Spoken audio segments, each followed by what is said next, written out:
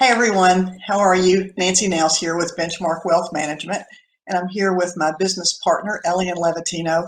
We have such a good time doing these videos, and we're looking forward to today. So, Elian and I have 3 or 4 questions we're just going to banter back and forth with. And Elian, you start. I'm chuckling because there's about 8 outtakes that you will never see right before we did this video. So if my face is still red, please excuse me from all the laughing I just did the 30 seconds before we hit action. This guy is such a cut up. I mean, there was no getting it serious. It was me. Okay, yeah, it was me. Yeah. All right, so sincerely, Elian, if someone's behind on saving for retirement, can they catch up? Are they too late? What do you tell people when you get that question? One of my favorite answers to this is the best time to start saving for retirement was yesterday, and the second best time is today. So put the pedal to the metal, get started. No, it's never too late. There could be some catching up to do. You got to really be aggressive with some of your savings. But if you're ever wondering if it's too late, go read the story of Colonel Sanders when he started Kentucky Fried Chicken. I mean, there's, regardless of all the background information behind that, it was like very late in the 60s before he started KFC. So I'm going to say it's never too late. There's a real world example for you. Yeah, no, I think that's a great point. And so much of how much you need to save for retirement has to do with how much you're going to spend during retirement. And, you know, we talk a lot about the difference between retirement and a point of financial independence. If you love what you do for a living, maybe you want to keep doing it. So I agree. It's never too late. Next up, how often should folks review their retirement plan? I would say you need to get the plan in place. Make sure you're trending in a positive direction. And then probably for the first 3 to 6 months, you're looking at it pretty regularly to make sure that you can execute on the plan that you came up with, because this is probably going to be a 20, 30, 40, 50-year plan.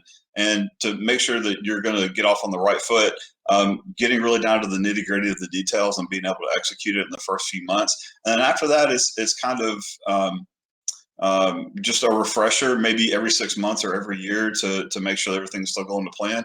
But that's not set in stone. I mean, we all have life changes and things pivot, and we like to use the word complexity. Complexity will find you. Life brings complexity as you age, whether it be additional or having family, additional kids, college, unfortunate events that happen in our lives, medical emergencies, that kind of thing.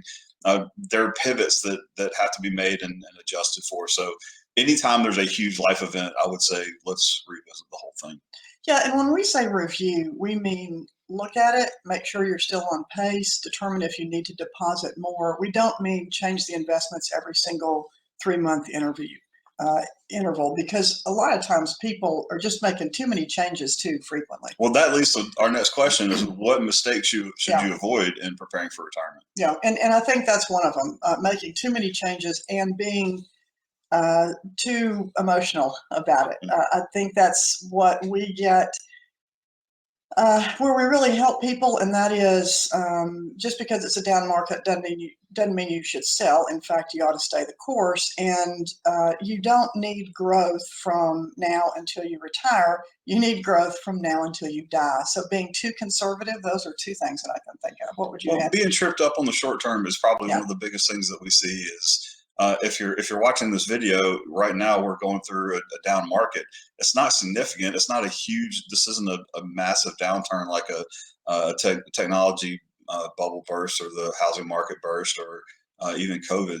This is what we would consider a minor blip. And I got to tell you, I think I'm getting more calls now during this than I did during COVID. There are real concerns in markets, and they can't be glossed over, but they should be discussed. And let's just all get on the same page about what's going on in the short term, but keeping in mind that this is more than likely money that you'll need for a very long time. I think another mistake people make is listening to coworkers. No offense to your coworkers, but they're not professionals.